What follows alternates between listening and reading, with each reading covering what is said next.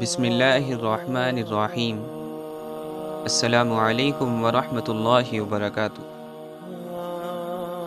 दोस्तों, कभी कभी हमारा दिल बड़ा बेचैन होता है।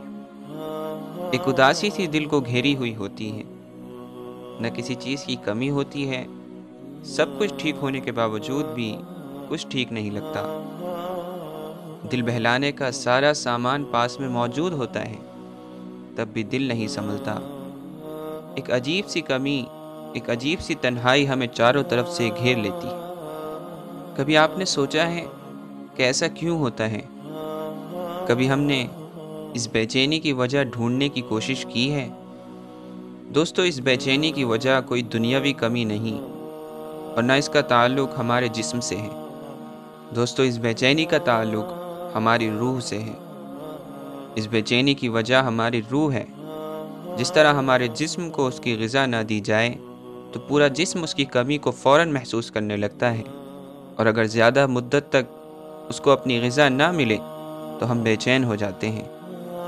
हमारे सामने एक तरफ हीरे जवाहरात रख दिए जाएं और एक तरफ एक मामूली सी ग़िज़ा रख दी जाए, तो हम बेशक हीरे जवाहरात को देखे बग़ैर उस ग़िज़ा की तरफ लपकेंगे जिसकी हमारे जिस्म को इस वक्त हद दर्जे ज़रूरत है, क्योंकि वो हमारे जिस्म की ग़िज़ा है, और अगर जिस्म को ग़िज़ा ना मिले तो वो बेचैन हो जाता है।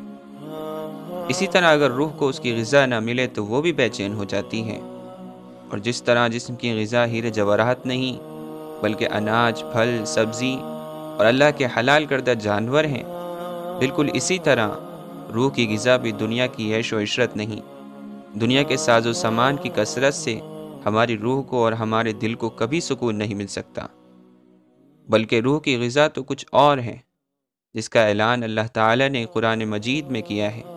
अल्लाह ताला कुरान मजीद में इरशाद फरमाता है, अला बिज़िक्रिल्लाहि तत्मइन्नुल क़ुलूब। सुन ले वो लोग जो बेचैन रहते हैं, जिनके चेहरे की हंसी को वो दुनियावी साजो सामान में ढूंढ कर नाकाम हो गए हैं, जिनको सुकून की आहें मखमल के बिस्तरों में नहीं मिली, उनको सुकून मिलेगा।